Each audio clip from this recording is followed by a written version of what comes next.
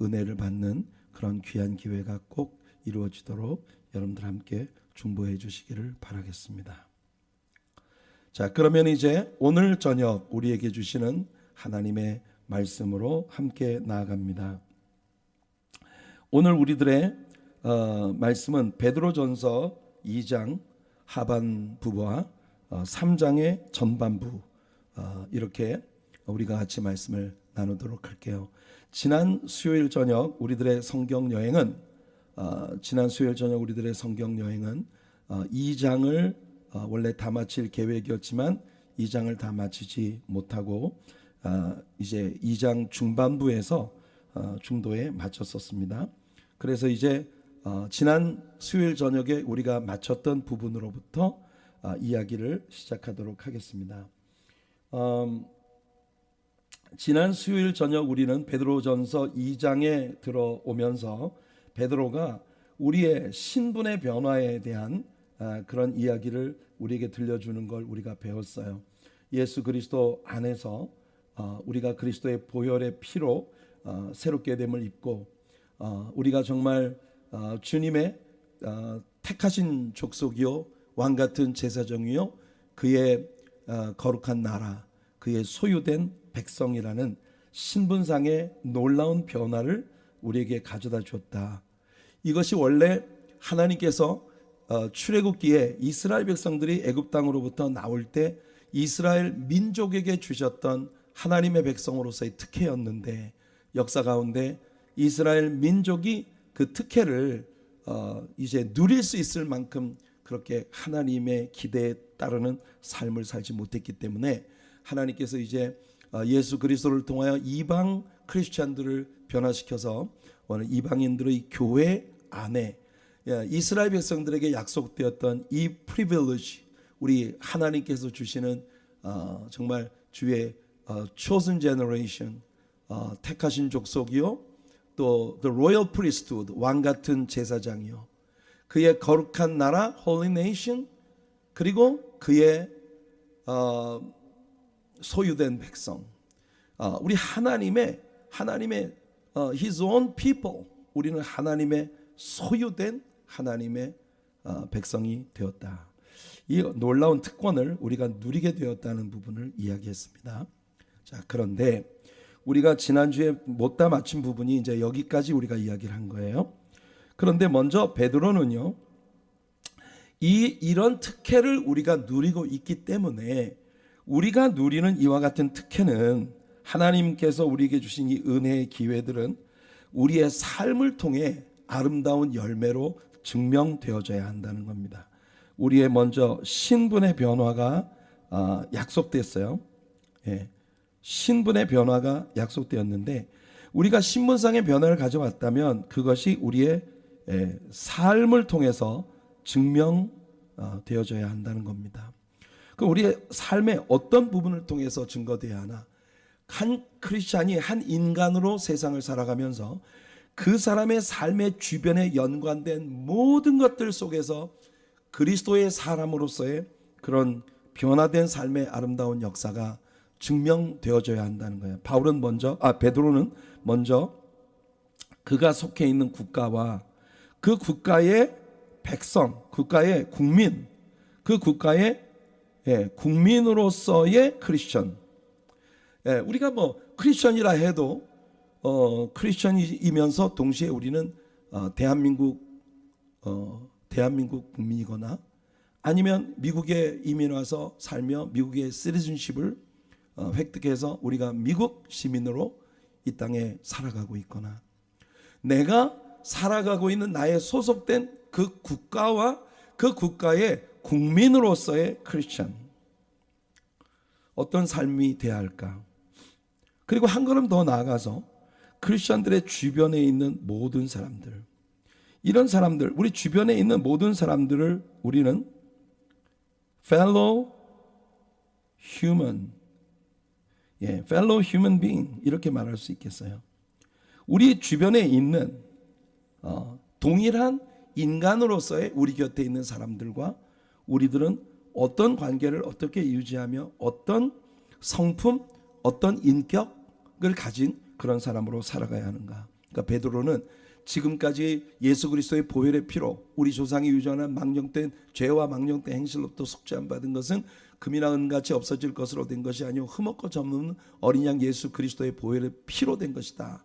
그러면 그 그리스도의 피로 말미암아 우리가 누리게 된 특혜가 아까 이야기한 것처럼 그런 아름다운 특혜들인데, 예수님으로 말미암아 우리가 그런 특혜를 누리고 있다면 내가 진짜 변화된 크리스찬으로서 이런 특혜를 누리고 있는 사람으로서 우리는 우리의 삶의 주변에서 어떠한 내가 변화된 크리스찬으로서의 그 증거가 있는 삶을 살아야 한다. 이게 베드로가 이야기하는 겁니다. 자, 그래서 지난주에 12절까지 우리가 했는데요, 13절부터 들어가 볼게요. 인간의 모든 제도를, 여러분 이 제도라는 건 뭡니까? 제도라는 것은요, 국가에 주어진 법을 의미한 것일 수도 있고, 그리고 사람들이 세상을 살아가면서 기본적으로 이 삶에서 그 모든 사람들이 기본적으로 갖추어야 할 어떤 예절, 예의, 이게 명문화되어진 명문법은 아니라도 한 사람의 인간이 한 국가에 속한 사람으로 살아가는 데 있어서 지켜야 할 그런 기본적인 자세, 이런 것들을 이야기합니다. 인간의 모든 제도를 주를 위하여. 여러분 하나님께서는요, 우리가 한 국민으로서 내가 소속된 국가에 대해 어떻게 하느냐 하는 것을 주를 위하여라고 말씀하고 계시다는 겁니다. 주를 위하여 순종하되, 혹은 위에 있는 왕이나 혹은 그가 악행하는 자를 징벌하고 선행하는 자를 포상하기 위하여 보낸 총독에게 하라. 그러니까 왕이나 국가의 통수권자나 혹은 그 통수권자로부터 옳고 그름을 분별하고 착한 사람에게 포상을 하고 악한 사람을 징벌하는 이와 같은 일을 위해서 세운 사법제도, 사법부에 속한 이 사법제도에 속한 이런 사람들에게도 우리는 순종해야 된다. 우리가 순종해야 된다. 왕에게 순종해야 하고, 그리고 총독에게 순종해야 한다. 이것을 베드로는 어떻게 재해석해 주느냐 하면 선행으로 어리석은 사람들의 무식한 말을 막으시는 것이나. 여러분, 우리 크리스찬들이 세상을 살아갈 때 기본적으로 우리는요 착해야 됩니다. 착함, 이게 크리스찬이라면, 여러분 옛날에 우리나라에서 이제 교회를 다닌다 그러면 사람들에게 너 착하구나 이렇게 그 대변되는 시대가 있었어요. 그래서 여러분 교회 오빠,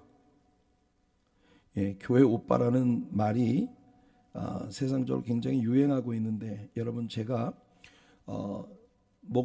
담임 목사와 함께하는 STOP, 그 담임 목사와 함께하는 STOP, Spending Time with Our Pastor, 이 그룹 활동으로 첫 번째 정한 것이 바로 교회 오빠라는 영화를 우리가 함께 감상하는 시간을 먼저 정했습니다.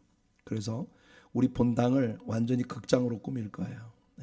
팝콘도 튀길 거고, 그래서 굉장히 극장으로 이거는 이 STOP 그룹은 우리 모든 교우들을 초청하는 겁니다. 이게 소그룹 활동이라기보다 담임 목사가 여러분과 함께 스펜딩 타임, 시간을 함께 보내는 그런 프로그램이에요. 그래서 그 영화를 함께 보면서 그 영화에서 느낀 것들을 우리가 같이 나누고 시간을 함께 보내는, 이번에 이제 첫 번째 프로그램으로 제가 정한 것이 교회 오빠라는 영화를, 지금 예고편이에요. 혹시 아마 교회 오빠라는 영화를 미리 보신 분들도 있을 거예요. 이거는 거의 다큐멘터리 같은 그런 영화인데, 정말 아직 안 보셨다면 절대 보지 마세요. 이번 주일날 광고가 나갈 거거든요. 그러니까 절대 먼저 보지 마시고, 교회 오빠라고 하는 건 누가 보더라도 고개가 주걱거려지는, 맞아, 삶을 좀 저렇게 살아야지 라고 하는 것이 모든 사람들에게 공감되어지는 그런 착한 삶을 사는 사람. 우리 신자들의 착함이 이 세상을 살아가는 어리석은 사람들의 그 무식한 말을 하나님께서 막으시는 도구가 될 수 있는 것. 옛날엔 그랬어요. 교회 다닌다 그러면 나 착하구나. 근데 요즘은 현대인들이 누가 교회를 다닌다고 하면은 굉장히 이기적이고 그리고 아주 겉으로는 막 굉장히 거룩한 척, 신령한 척. 그런데 그 내면에는 아직까지 변화되지 않은 욕심들이 막 뒤룩뒤룩하고, 이런 것으로 오늘날의 교인들을 바라보는 불편한 그런 시선이 현대인들의 마음속에 있는 게 사실이잖아요. 우리가 다 알고 있지 않습니까? 그래서 여러분, 하나님은요, 우리가 행하고 있는 착한 행실을 통해 세상 모든 사람들이 교회나 그리스도의 복음에 대해 아무 할 말이 없는 그런 세상의 회복을 하나님은 다시 원하십니다. 성도 여러분, 우리들부터 우리가 정말 모든 것에서 착하게 살아가는 그런 삶을 여러분, 우리 주님께 배우는 그런 우리들의 생이 되기를 예수님의 이름으로 축복해 드립니다. 우리는 법 위에 있지 않아요. 이 굉장히 중요합니다. 예수를 믿으면 어떤 세상의 법 위에 존재하는 것 같은, 어떤 세상의 법 위에 존재하는 것 같은 이런 마음을 사람들이 가지기 쉬워요. 예를 들어 에스더, 여러분, 아수에로는요 거의 폭군이었습니다. 그런 폭군인 아수에로가 내린 그런 말도 안 되는 법에 히브리 사람들은요 순종적이었어요. 하나님의 개입하심과 에스더의 중보로, 하나님의 기적 같은 역사로 그들을 다시 노연하게 하실 것을 그들은 신뢰했지만, 다니엘 같은 경우 보세요. 다리오 왕이 자기 이외에 다른 어떤 신에게라도 경배를 하는 자는 사자굴에 던진다, 이 말도 안 되는 법령을 내렸습니다. 그런데 다니엘은 그 왕을 향해서 왕이여 만세수 하옵소서. 그러니까 일반적으로 국가라는 조직 시스템이 건강하게 유지되기 위해서는 그 국가에 소속된 모든 국민들이 어느 누구도 법 위에 있어서는 안 된다, 기본적으로. 하지만 여러분, 이런 케이스는 있어요. 출애굽기에서 바로가 히브리 남아들은 태어나면 다 죽이라 그랬어요. 근데 산파들이 하나님을 두려워해서 그렇게 못했습니다. 그랬더니 이번에는 죽이는 대신 나일강에 던져버려라. 그런데도 부하와 시브라, 부하와 그 산파들은요, 히브리 산파들은 하나님을 두려워해서 왕의 명령을 어기고 히브리 남자아이들을 자꾸 살려두었습니다. 이건 명백하게 바로 왕의 법령이 하나님의 법령을 위배하는 것이기 때문에 목숨을 내려놓을 각오를 하고 하나님의 법을 지키는 거예요. 이건 이 국가의 법이나 그것 위에 이 사람들이 있는 게 아니라, 내가 이 법을 지키지 않으므로 내가 목숨을 잃게 된다 하더라도 하나님의 법, 더 우월한 하나님의 법에 순종하는 그런 개념이었던 거예요. 우리들 중 어느 누구도 법 위에 있지 않습니다. 국가 권세에 대한 두려움 때문이 아니라 양심을 위해 그렇게 해야 합니다. 로마서 13장에서 바울은 이렇게 말합니다. 각 사람은 위에 있는 권세들에게, 위에 있는 권세들이 뭐예요? 이게 바로 정치, 법, 위에 있는 권세들에게 복종하라. 바울은 권세는요, 모든 authority, 모든 throne, 이 세상에 있는 보좌와 모든 권리들은 하나님으로부터 나지 않음이 없나니, 하나님이 허락하셨기 때문에 그런 권력이 세워지고 국가가 세워진다는 거예요.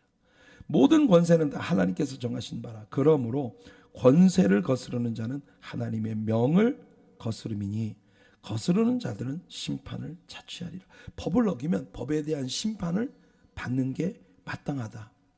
그런데 여러분, 흥미로운 것은 뭐냐면, 이때 바울 사도가 살아가고 있던 시대에 위에 있는 권세는 누구냐? 바로 로마의 시저입니다.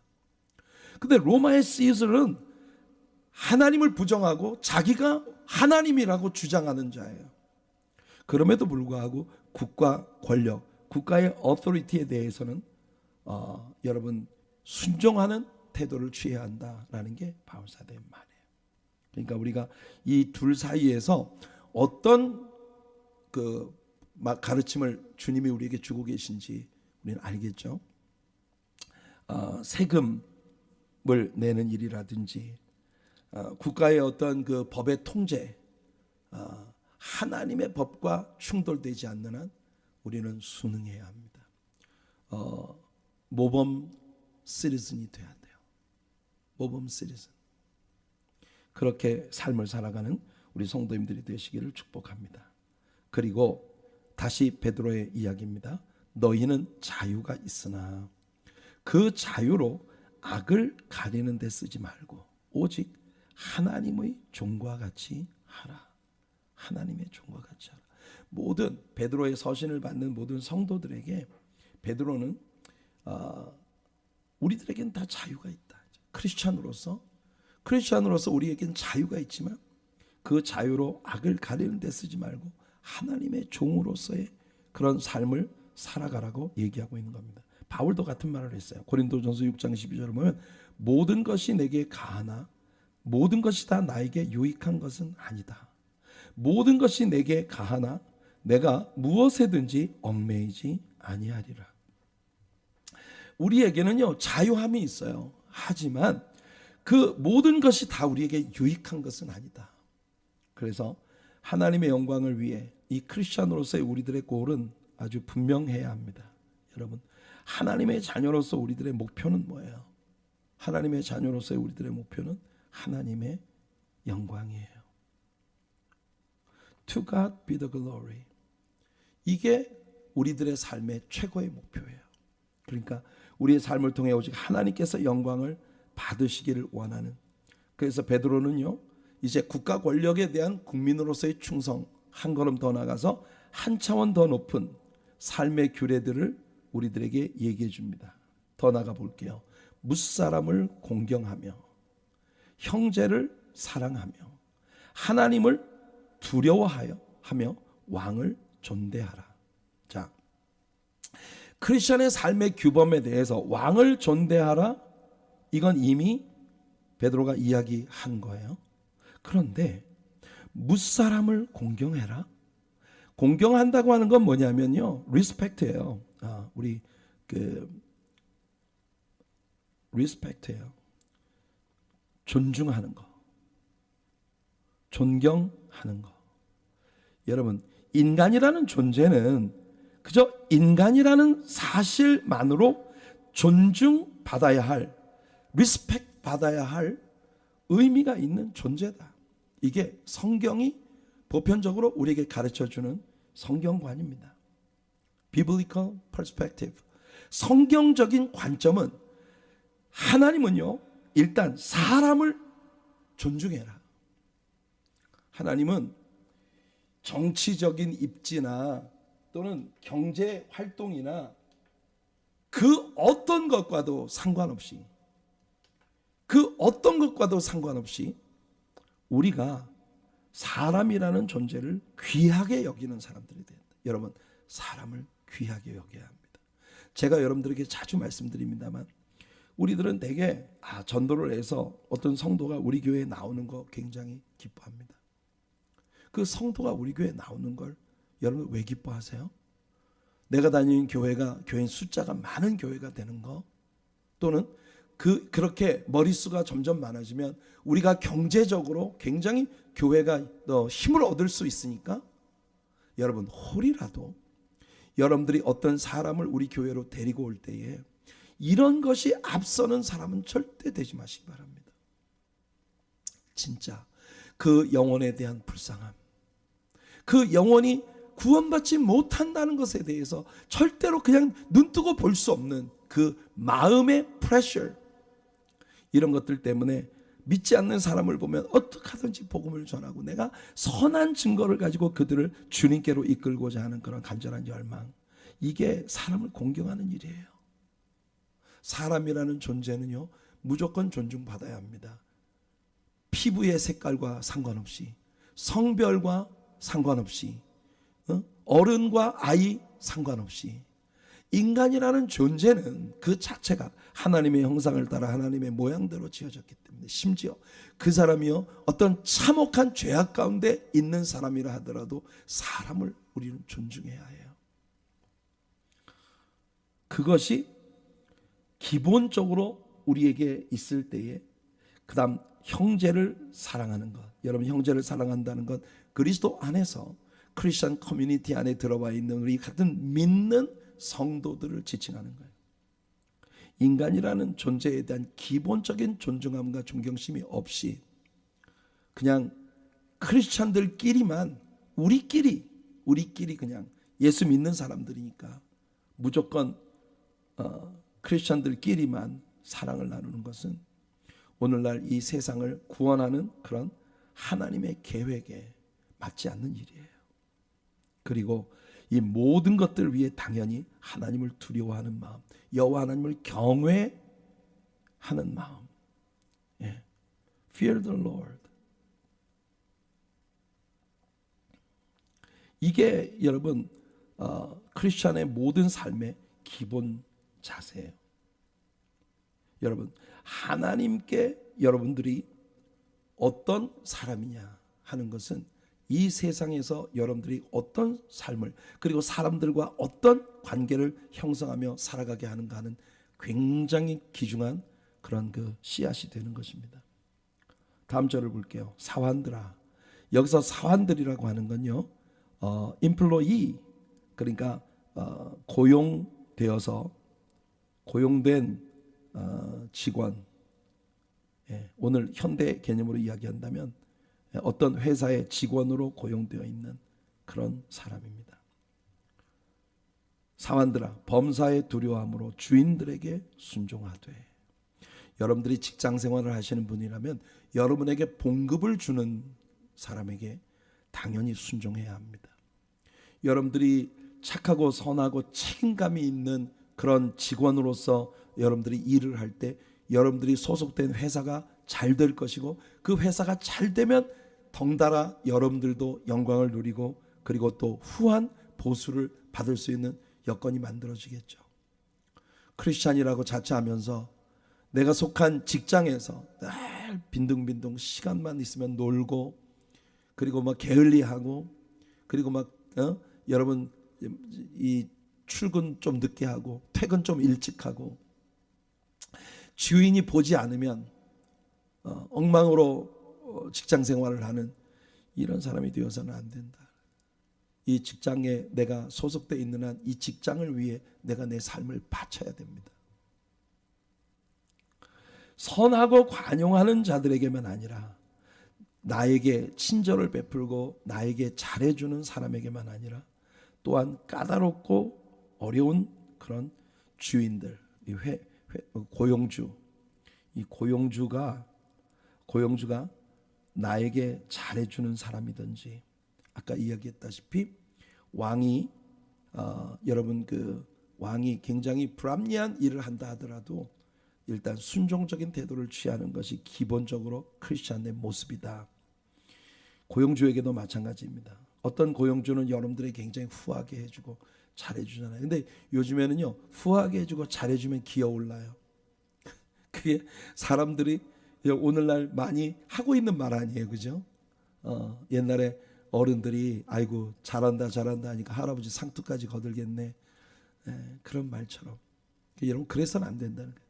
어떤 사람이 좀 나한테 잘해준다고 해서 만만하게 봐서도 안 되고, 어떤 사람이 나한테 막 못되게 한다고 해서 그것도 더 막 보복을 하려고 하는, 되갚으려고 하는 이와 같은 마음을 가져서도 안 된다는 거예요.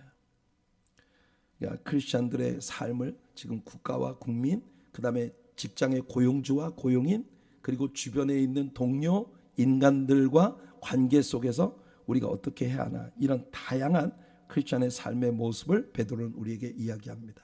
그 중에는 부당하게 고난을 받아도 하나님을 생각함으로 슬픔을 참으면 이는 아름다우나.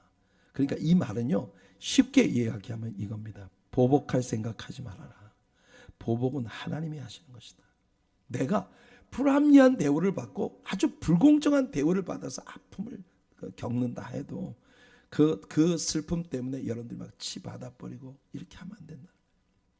부당하게 고난을 받아도 오직 하나님을 생각함으로 참으면 이는 아름답다. 그러니까 여러분 보복할 마음 같은 거 품지 마세요. 누구를 원수처럼 여기는 마음 품지 말아야 된다. 죄가 있어 매를 맞고 참으면 무슨 칭찬이 있으리요. 우리가 죄를 지어서 그 죄 때문에 어떤 법에 저촉된다든지 나의 죄 때문에 죄에 대한 형벌을 내가 받는다면 그걸 아무리 참는다 해도 그 별로 칭찬받을 일은 아니죠. 그러나 우리가 선을 행하면서 고난을 받고 참는다면 이는 하나님 앞에 아름다운 것이다. 참 이 크리스천의 삶에 대해서 베드로는요 정말 조목조목 굉장히 우리들에게 아름다운 이야기를 가르쳐주고 있습니다.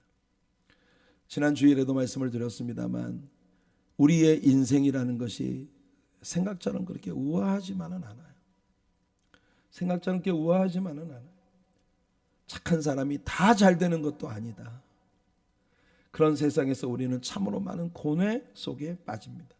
생이 불합리하다고 느낄 때 우리는 그리스도로 우리의 본을 삼아야 합니다. 왜냐하면 예수 그리스도야말로 세상에서 가장 불합리한 고통과 아픔을 겪으신 분이기 때문에 그래요. 그런데 예수님 참으셨어요. 죄가 무엇인지도 모르는 분이 인류의 모든 죄를 혼자 다 뒤집어 쓰시고 십자가 위에 죽으셨어요. 그래도 예수님은 털 깎는 자 앞에 잠잠한 어린 양같이 아무 항변도 하지 않으시고, 왜냐하면 그가 걸어가는 이 십자가의 길이 인류를 구속할 하나님의 계획이기 때문에, 예수님 그걸 위해서 오셨기 때문에 우리 크리스찬들도 우리가 살아가는 삶의 모든 골목골목마다 다 하나님께서 우리를 통해 영광 받으시기 위해 우리에게 주시는 기회로 우리가 여겨야 합니다. 다음 구절을 볼게요. 이를 위하여 너희가 부르심을 받았으니 그리스도도 너희를 위하여 고난을 받으사 너희에게 본을 끼쳐. 우리가 이게 지난 주일 아침 설교였습니다. Christ, our example. 이 지난 주일 설교였어요. 우리의 본이 되시는 그리스도, 그 자취를 따라오게 하려 하셨느니라. 그는 죄를 범하지 아니하시고 그 입에 거짓도 없으시며 욕을 당하시되 맞대어 욕하지 아니하시고. 여러분, 예수님에게 모욕을 주는 인간들에게 만일 주님께서 보복하려 하신다면 고난을 당하시되 위협하지 아니하시고 오직 공의로 심판하시는 이에게 부탁하셨다. 그런데 여러분, 지난 주일 설교 기억나시죠? 예수님께서 하나님께 부탁하신 것은 자신에게 괴로움을 주는 환경을 부탁한 게 아니에요. 그 환경 속에서 능히 모든 것을 감당하며 결국 하나님의 영광을 드러내게 될 당신 자신을 하나님께 부탁했다. 이게 여러분 지난 주일 설교에서 굉장히 중요한 주제였어요. 우리가 대개 보면 어려운 일을 당하면 하나님이 어려운 일을 바꿔달라고, 나를 누구 괴롭히는 사람이 있으면 하나님 저 사람 좀 그냥 버릇 확 뜯어 고쳐주세요. 완전히 보복하고 싶은 이런 마음이 불타서 우리가 기도하는 경우가 많아요. 그런데 예수님은요, 당신의 그 십자가라는 환경을 하나님께 의탁하신 게 아니라 아버지여 내 영혼을 아버지 손에 부탁하나이다. 참 정말 너무나 귀하고 놀라운 교훈입니다. 이사야 선지자는 이사야 53장에서 오늘도 우리가 불렀던 그가 찔림은 우리의 허물을 인하며 그가 상함은 우리의 죄악을 인함이라. 그가 징계를 받음으로 우리가 평화를 누리고 그가 채찍에 맞음으로 우리가 나음을 입었도다. 그러고 보니 오늘 우리가 불렀던 찬양 가운데 두 곡이 무려 절반이 노문환 목사님의 곡들이었네요. 예, 그가 찔림은 우리의 허물을 인하며 그가 상함은 우리의 죄악을 인함이라. 그가 징계를 받음으로 우리가 평화를 누리고 그가 채찍에 맞음으로 우리가 나음을 입었도다. 예수님이, 여러분, 베드로가 칼을 뽑아서 대제사장의 종 말고의 귀를 쳤습니다. 예수님께서 그 귀를 얼른 집어서 붙여주시면서 베드로야, 검을 도로 집에 꽂아라. 검을 쓰는 자는 검으로 망하느니라. 내가 지금 12영, 영이 뭐냐면요, 그리그로 레기온이에요. 레기온, 리지온. 이거는요, 당시에 로마 군대에 약 한 10,000명 정도에 해당되는 병력을 가진 군대 단위입니다. 그러니까 지금 한국의 현대전의 편제로 이야기하면 약 여단 정도의 규모에 해당하는, 사단보다는 좀 작고 대대보다는 큰 한 10,000명 정도의 규모를 가지고 있는 그런 군대. 여러분, 천사 하나가 사내립이 보낸 아수르의 18만 5천 명의 아수르 군대, 그때 당시에 가장 잔혹하고 강력했던 군대를 하룻밤 사이에 다 섬멸시켜버렸어요. 그런데 그 천사가 일개 여단이 있다면 여러분 무슨 일이 벌어지겠습니까?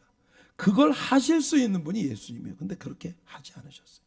내가 이 잔을 마시지 않는다면 어떻게 아버지의 뜻을 이룰 수가 있겠느냐. 예수님께서 베드로에게 가르쳐 주셨습니다. 그래서 베드로는 말합니다. 친히 나무에 달려 그 몸으로 우리 죄를 담당하셨으니 이는 우리로 죄에 대하여 죽고 의에 대하여 살게 하려 하심이라. 그가 채찍에 맞음으로 너희는 나음을 얻었나니 너희가 전에는 양과 같이 길을 잃었더니 이제는 너희 영혼의 목자와 감독이 되신 이에게 돌아왔느니라. 우리 영혼의 목자와 감독 되시니 누굽니까? 예수 그리스도께로 우리는 돌아왔어요. 그래서 우리는 하나님의 자녀가 됐어요. 여러분, 예수 없이 하나님의 자녀가 아닌 그런 사람으로 살아왔던 우리들의 모든 생이 완전히 뒤집어졌어요. 이사야 선지자의 이 예언의 말씀이 얼마나 기가 막힌지 보세요. 그가 찔림은 우리의 허물 때문이요 그가 상함은 우리의 죄악 때문이라. 그가 징계를 받음으로 우리는 평화를 누리고 그가 채찍에 맞음으로 우리는 나음을 받았도다.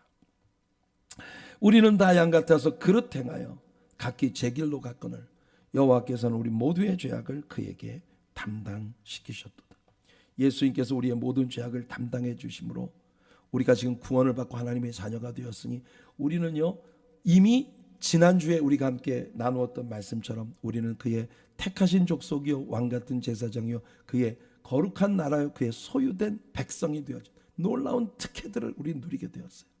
그러니 이런 은혜를 받은 하나님의 자녀들로서 우리가 우리의 착함을 통해 우리의 선함을 통해, 왜냐하면요, 우리의 목표가 이 땅에 있지 않기 때문에요.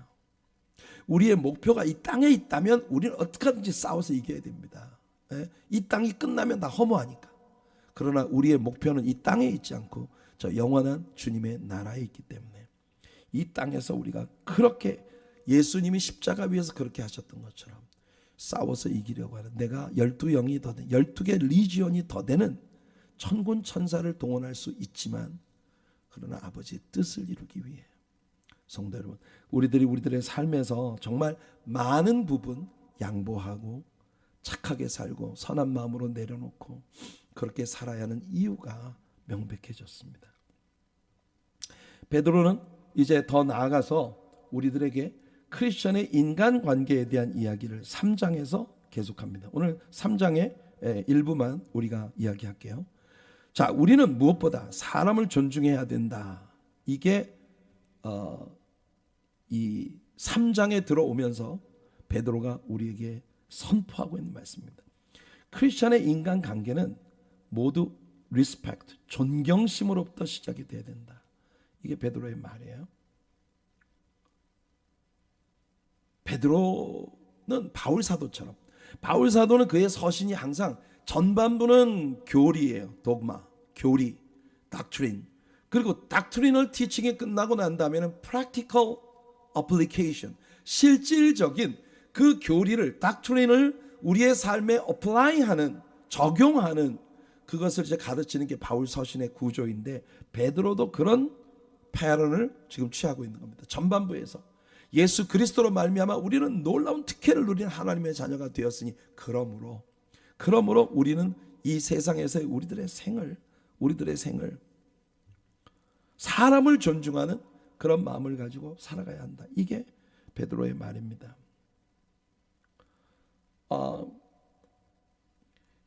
베드로는 당시에 로마에서 가장 통상적인 인간관계, 주인과 종에 관한 인간관계에 대한 언급을 이미 했습니다.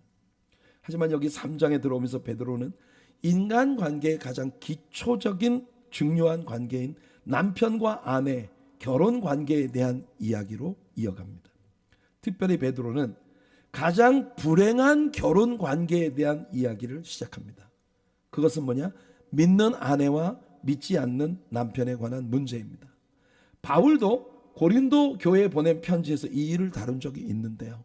물론 믿지 않는 상태에서 두 사람이 결혼을 했는데 훗날 그 중에 아내가 먼저 전도를 받아 예수를 믿게 된 경우가 굉장히 많은 케이스였을 거라고 생각합니다. 왜냐하면 기본적으로 우리나라의 옛날도 다 미신을 숭배하고 뭐 대부분 불교적인 그런 영향 아래 있었던 나라이기 때문에 예수를 믿는 사람이 많지 않았어요. 그런데 예수교가 우리나라에 들어와 가지고 이 기독교 복음을 전파하면서 신기하게 여성들이 먼저 주님께 헌신을 하고 돌아온 케이스가 많았거든요. 지금도 마찬가지예요. 어디든지 기독교 모임에 가면은요, 여성들의 숫자가 남성들의 숫자보다 많아요. 여성들이 남성보다 더 착하기 때문일까요? 더 순수하고 더 부드럽기 때문일까요? I don't know. 여자들은 여자들이라고 모두가 다 똑같은 것도 아닐 거고 그렇긴 하지만 어떻든 모든 이게 기독교 교인들의 성비를 보면 여성이 남성보다 많아요. 그건 유독 한국 교인들뿐만 아니라 미국 교회에 제가 오랫동안 섬겼는데 칼버리 채플에는 미국 교회 안에도 보면은 늘 뭐 부부가 함께 나오는 그룹도 많지만 여성들이 월등히 숫자가 많아요. 예배를 남자들은 여자들도 일을 하는데 미국에선 그죠? 그러니까 이유를 잘 모르겠어요. 어쨌든 여성들이 많아요. 그런데 두 사람이 믿지 않는 상태에서 결혼을 했다가 여성이 먼저 예수님을 영접하게 되는 그런 경우가 상당히 많은 케이스였을 건데 그런데 이제 바울이 고린도 교회 아까 제가 잠깐 보여드렸던 이 말씀을 보면 바울이 이렇게 말합니다. 고린도 교인들에게 너희는 믿지 않는 자와 멍에를 함께 매지 말라. 이거는 다양하게 적용될 수 있는 말씀이겠죠. 당연히 지금 우리의 주제인 결혼관계, 결혼관계에 있어서 믿는 사람이 믿지 않는 사람과 멍에를 같이 매지 말아라. 혹은 동업자, 이 사업을 하는데 동업자 관계를 형성할 때 믿는 사람이 믿지 않는 사람과 멍에를 함께 매는 건 굉장히 위험이 따른다. 근데 뭐 오늘 우리가 살아가고 있는 삶에서 보면 굳이 그게 꼭 신자와 동업을 한다고 해서 모든 게 다 환상적이지는 않은 것 같더라고요. 사람마다 다 다른 부분이 있겠지만 어떻든 성경은요 확실히 말이에요.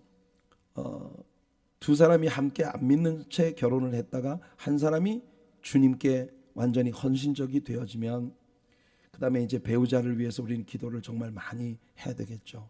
늘 삶에 선하고 착한 모범을 보이고 뜨거운 눈물로 중보기도 하고 그래서 가정의 구원이 이루어지도록 해야 함이 당연히 우리들의 첫 번째 프라이어리티입니다. 우선순위예요. 그러나 바울이 여기서 이야기하고 있는 건 한 사람이 주님께 완전히 데리케이트 되어진 헌신된 그런 신자라면 당신의 그 헌신된 신자로서의 믿음의 삶을 건강하게 유지하고 싶거든 믿지 않는 남자와 결혼을 하지 말아라. 이건 바울이 당시에 고린도라고 하는 도시 자체가요. 고린도의 남자들은 정말 엉망진창이었어요. 그런데 예수를 믿는 예를 들면 고린도에서 바울을 만난 브리스길라와 아굴라 부부 같은 경우에 아퀴라라고 하는 그 남자 집사님은 굉장히 헌신적인 사람이었어요. 그런 케이스는 얼마나 아름다워요. 부부가 다. 그런데 그렇지 않으면 한 사람이 믿음을 포기하게 되는 경우가 믿음이 굉장히 약화되어지는 경우가 많아질 수밖에 없다. 그러니까 아직 결혼을 하지 않은 상태에 있다면 믿는 사람이 믿지 않는 배우자와 결혼을 하는 건 상당히 어려움이 따르는 일이다라고 하는 걸. 여러분 되게 뭐 두 남녀가 데이트를 하고 있는 그런 시간 속에서는요 남자들이 철떡같이 약속합니다. 그래 내가 결혼만 해주면 교회 따라 나갈게. 내 교회 다닐게. 여러분 참 사랑에 빠져가지고 결혼을 하겠다는데 뭔 약속을 못 하겠습니까? 근데 실질적으로 그 결혼의 약속이 이루어지기 전에 그 사람이 교회에 따라 나오지 않으면, 결혼을 한 다음에 나가겠다? 그 약속이 지켜지지 않는 경우를 전 참 많이 봤어요. 아무튼 베드로는요, 불신자와 함께 사는 크리스천 여성의 케이스를 먼저 다루고 있습니다. 아내들아, 이와 같이 자기 남편에게 순종하라. 이는 혹 말씀을 순종하지 않는 자라도, 이 말씀을 순종하지 않는 자가 누구냐면 크리스천이 아닌 사람이에요. 넌 크리스천이라 하더라도, 당신의 남편이 넌 크리스천이라 하더라도 아내라는 존재는 남편에게 순종적인 태도를 취해야 된다. 혹시 여러분들 중에 이제 뭐 페미니스트가 있어서, 아니 왜 목사님이 남성 우월주의의 그런 그 티오리를 가지고 있어? 분개하지 마시고 조금 더 들어보세요. 뒤에 가서 이제 뭐라고 얘기를 하는지 한번 보세요. 일단 가정의 평화를 위해 아내들이 자기 남편에게 순종적인 성향을 가지는 것, 이것이 가정의 평화를 위해 우선 필요한 일이고, 혹시라도 베드로가 그 말을 해요. 아내의 행실로 말미암아 혹시라도 그 믿지 않는 남편, 말씀을 순종하지 않는 자, 즉 믿지 않는 남편이라도 구원을 받게 할 수 있는 가능성을 열어두려면, 이 가능성을 열어두려면 아내들은 남편에게 순종적인 태도를 취해야 한다는 겁니다. 여기서 이와 같이라고 하는 이 단어를 여러분들이 주목해 보세요. 여기서 베드로가 말하고 있는 이와 같이라는 말은 무슨 뜻일까요? 베드로가 여기서 이야기하고 있는 이와 같이라고 하는 건 앞에서 베드로가 이야기했던 국가와 국민으로서의 크리스천,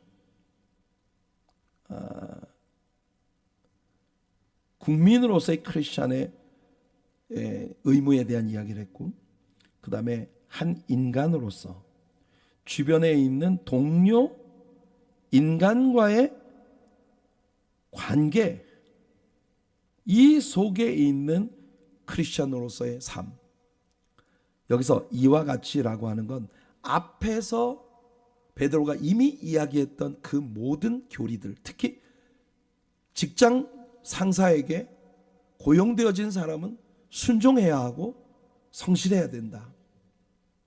이 모든 논리가 아내들이 남편에게 대한 것에도 동시에 적용되어지는 그런 진리다. 이게 베드로의 이야기입니다. 자, 다시 제가 높아심에 말씀드리는데 두 주먹 불끈 쥐지 말고 좀 더 들어보세요. 기본적으로 베드로는 크리스천 여성의 겸손과 온유, 그리고 순종적인 삶의 모습을 통해 불신 남편의 영혼을 구원해야 한다라고 하는 것이 베드로의 논지예요. 바울은 고린도 교인들에게 심지어 바울은 이런 말을 했어요. 나를 위한 추천서가 지금 와서 나에게 필요하겠느냐? 바울이 이야기하고 있는 말은 뭐냐면, 나에 대한 추천서가 굳이 나한테 필요 없다. 나에 대한 추천서가 지금 와서 나에게 굳이 필요 없어. 왜냐? 나를 통해 구원받은 하나님의 자녀인 너희들의 삶이 바로 나의 추천서다. 심지어 바울 사도는요, 자기를 통해 구원받고 자기에게 교리를 배우고 크리스천이 된 사람들을 그리스도 안에서 자신들이 써내려간 예수 그리스도의 편지다. 그렇게 말을 했어요. 너희들은 바로 세상 모든 사람들에게 예수 그리스도의 스토리를 담고 있는 예수 그리스도의 편지다. 베드로와 바울이 입을 모아서 가르치고 있는 이 말씀들을 우리는 염두에 둬야 됩니다. 내가 어떤 사람인지 추천서를 쓸 필요가 없어. 왜냐하면 나를 통해 예수를 배운 너희들이 너희들의 삶이 내가 어떤 사람인지를 보여주는 추천서가 된다. 제가 그 미국 캘버리 채플에서 사역을 할 때 우리 척 스미스 목사님을 한국의 북한 선교원이라는 단체에 한 달 동안 세미나를 목회자 세미나를 인도하시도록 기획을 해서 척 목사님을 한국에 보내드린 적이 있었습니다. 그때 한국의 북한 선교원에서 사역을 하고 있는 저의 동료 목사님, 그분이 척 목사님이 한국을 가는데 척 목사님을 수행해서 한국까지 함께 간 한국 여성과 미국인 남성이 함께 사는 커플이 있었어요. 캘버리 채플 코스타메사에. 그분들이 척 목사님을 수행을 해서 한국까지 모시고 갔어요.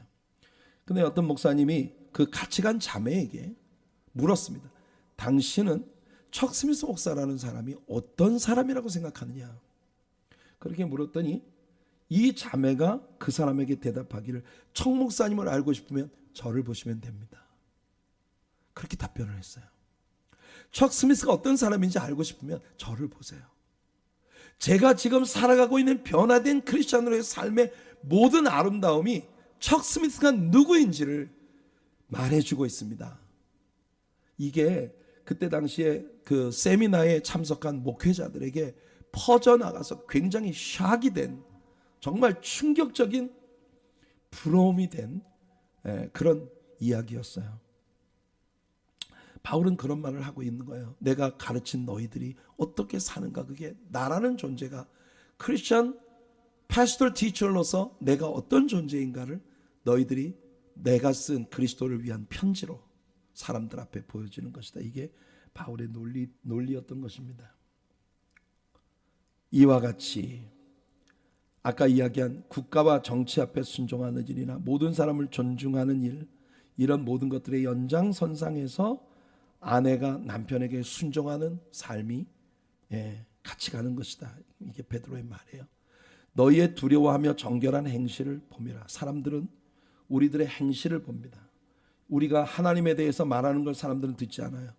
우리가 살아가는 삶을 보고 하나님이 어떤 분인지를 사람들은 알게 됩니다. 그래서 지금 이제 아내들에 대해서 하고 있는 거잖아요. 그죠? 너희의 단장은 여성들에게 있어서 특히 중요한 얘기를 합니다. 너희들의 단장은, 이 단장이 뭐예요? 머리를 꾸미고 금을 차고 아름다운 옷을 입는 외모로 하지 말고.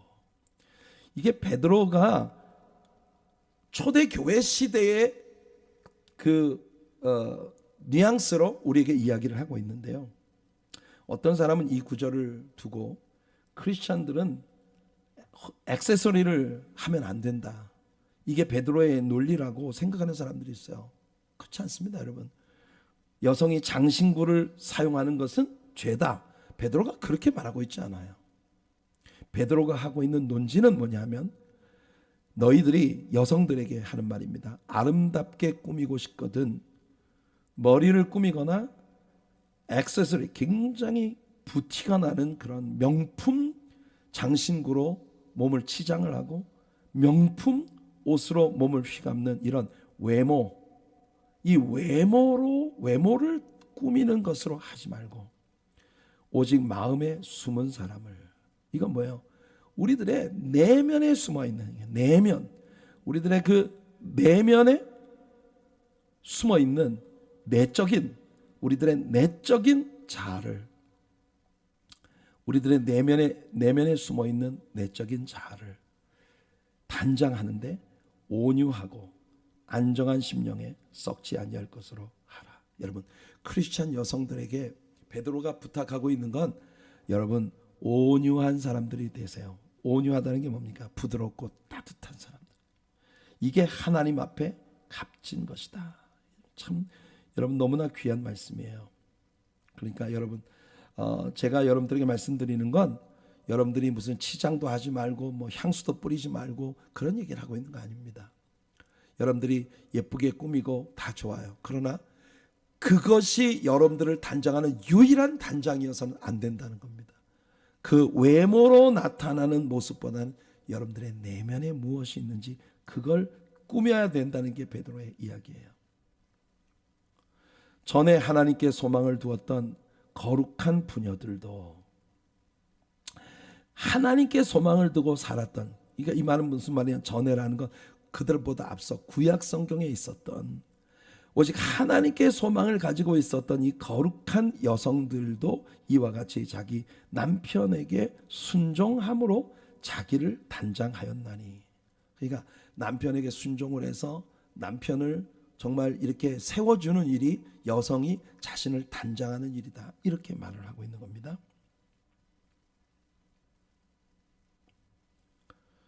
그 한 예증을 베드로는 사라를 들고 있습니다. 사라가 아브라함을 주라 칭하여 순종한 것 같이 너희는 선을 행하고 아무 두려운 일에도 놀라지 아니하면 그의 딸이 된 것이니라. 그러니까 여러분들, 우리 하나님의 사랑교회에 속한 여성 여러분, 여러분들에게는 온유함과 따사로움, 그리고 여러분들의 가정에서 여러분들의 남편에게 순종적 성향을 가진 그런 사람들, 그 모든 것들 위에 여러분들의 외모를 꾸미는 것보다 여러분들의 내면을 안정되고 온유한 것, 성령의 충만함으로 여러분들의 내면을 단장하는 그런 크리스찬 여성들이 되시기를 바라며, 여러분들 아까 이와 같이라는 그 모습 속에 비단 남편에게 뿐만 아니라 인간이라는 존재 자체에 대해서 귀중히 여기고 존중하는 그런 마음이 우리들 모두에게 필요하다는 게 전제되어 있다는 걸 여러분 기억하세요. 한 사람의 하나님과의 관계는, 우리들이 하나님과 어떤 관계를 형성하고 사는가 하는 건 그 사람이 인간관계, 그 사람이 이 땅에서 동료 인간들과의 관계의 질을 결정짓는 아주 중요한 요소가 된다는 게 베드로의 가르침이에요. 전에 있었던 거룩한 부녀들, 구약 성경에서 정말 그 우리 믿는 신자들의 본이 된 아름다운 믿음의 사람들, 특히 사라의 케이스를 베드로가 이야기하면서, 사라는 아브라함을 주라 부르며 어디를 가든지 아브라함에게 순종하는 그런, 아브라함이 가자 그럼 가는 거예요. 순종적 성향을 띠고 있었다는 걸 우리들에게 보여주고 있는 겁니다. 우리가 잊지 말아야 할 것은 한 사람의 하나님과의 관계가 그 사람의 인간관계의 질을 결정짓는 아주 중요한 요소가 된다는 겁니다. 자, 그러면 지금까지 왜 여성들만 보고 뭐라고 해? 남자는 어떻게 해야 되는데? 예, 뒤에 나옵니다. 이제 안타깝게도 베드로가 여성에 대해서는 꽤 많은 이야기를 했거든요. 근데 남성에 대해서, 남편들에 대해서는 딱 7절 한 구절만 얘기해요. 그런데 보세요. 남편들아 이와 같이, 여기 또 나옵니다. 이와 같이라고 하는 건 뭘 말하는 겁니까? 이 베드로가 앞서서 이야기했던 모든 한 크리스찬으로서 당연히 우리가 이 세상에서 유지해야 할 하나님께 대한 모습, 국가에 대한 모습, 나의 상전에 대한 모습, 또 거기에다가 플러스 여성이 남편에게 대해서 해야 하는 일, 그 모든 것들을 다 남편들도 적용을 해야 한다는 걸 얘기하는 거예요. 그러니까 남편이 뒤에 나왔다고 해서 여성들보다 남성에게 무슨 우선권을 주는 그런 유의 이야기를 하고 있는 게 아닙니다. 특히나 지식을 따라 그랬어요. knowledge, 여기서 베드로가 이야기하는 knowledge가 뭔 knowledge를 말하는 걸까요? 베드로가 여기서 이야기하는 지식은 뭐냐? 지식을 따라 너희 아내와 동거하고 그를 더 연약한 그릇이요, 또 생명의 은혜를 함께 이어받을 자로 알아. 이게 지식이에요. 남편이 자신의 아내에 대해서 갖추어야 할 knowledge가 뭐냐? 그건 뭐냐면 자기 아내에 대해서, 남성은 여성들이 나보다 훨씬 연약한 그릇이라는 걸 잊지 말아야 된다. 그러니까 여러분, 남성들이